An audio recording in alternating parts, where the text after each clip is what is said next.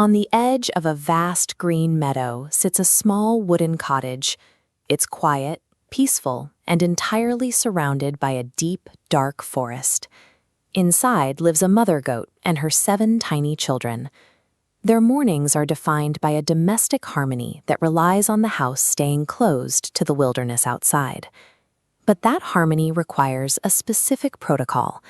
When the mother leaves for the market, she gives her children a clear set of instructions. Keep the door locked and only open it if the visitor passes 2 specific identity checks. They are trained to look for a soft, melodic voice and feet as white as snow. These aren't just arbitrary markers. They are the physical traits the children associate with their safety.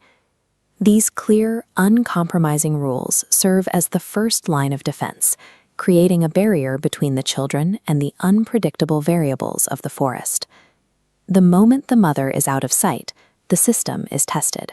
A wolf emerges from the rocks and approaches the cottage, attempting to gain entry immediately. He makes no effort to hide his nature, yet he uses his natural, rough voice and expects the children to overlook his dark, dirty paws, as he claims to be their mother returning with honey cakes. The children stick to the protocol. They compare his voice and his feet to their mother's known traits, find a total mismatch, and refuse to open the door. Simple safety rules easily stop an obvious threat. However, this failure provides the wolf with a clear map of the security system, allowing him to study the barriers so he can evolve his tactics. To bypass the first check, the wolf consumes a pot of honey. He isn't changing his nature. He's just coding his vocal cords to mimic the soft tone the children expect to hear. Next, he uses white flour to coat his black paws. He is effectively spoofing the visual ID the children use to verify their mother's identity. This illustrates why children are taught to be wary of strangers, regardless of how they act. An adversary can actively mimic safe traits, like a kind voice or a familiar look, specifically to manufacture trust. When the wolf returns, the youngest goat feels a flash of doubt, saying their heart tells them something is wrong. But because the wolf has successfully faked the voice and the white feet, the other siblings dismiss that internal alarm. They prioritize the manipulated evidence over their own unease and unlock the door. The breach is total. In the resulting chaos, the wolf captures 6 of the 7 goats, stuffs them into a sack, and disappears back into the woods. Rules and checklists are vital, but they can be spoofed.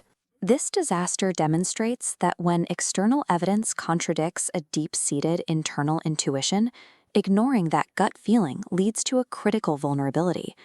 Mother Goat returns to find her home in ruins. The chairs are overturned and the door is wide open, a visual confirmation that her primary defense system has completely collapsed. Rather than succumbing to despair, she shifts into an active response. She gathers the one surviving child and prepares to go where she is usually afraid to tread. She follows the wolf's muddy footprints into the forest, using the attacker's own trail to track him back to his lair. On the way, she meets Baloo the bear. Recognizing that she cannot overpower the wolf alone, she forms a strategic alliance with someone who has the physical strength she lacks. This shift changes the power dynamic. When an individual's defenses fail, leveraging the specialized skills and strength of a trusted ally is often the only way to neutralize a superior threat. They find the wolf at his cave. He is so confident in his victory that he leaves his prey unattended to take a bath, creating a window of vulnerability that the mother is ready to exploit. While the wolf is away, they move in. They untie the sack and extract the 6 frightened goats, achieving the primary goal of the rescue. But to ensure the threat doesn't return, they turn the wolf's own strategy against him. They place Baloo inside the empty sack, using the wolf's own tool of capture as the container for a counter-ambush. When the wolf returns to claim his prize, he is met by a force he never expected. Baloo bursts from the sack, and the terrified wolf falls into his own boiling water before fleeing the forest forever. Through coordinated teamwork and the use of the wolf's own deceptive logic, the mother and the bear turned a predator's trap into his own downfall. The family returns to their home, reunited and safe. Having moved from a state of total vulnerability, back to a state of security.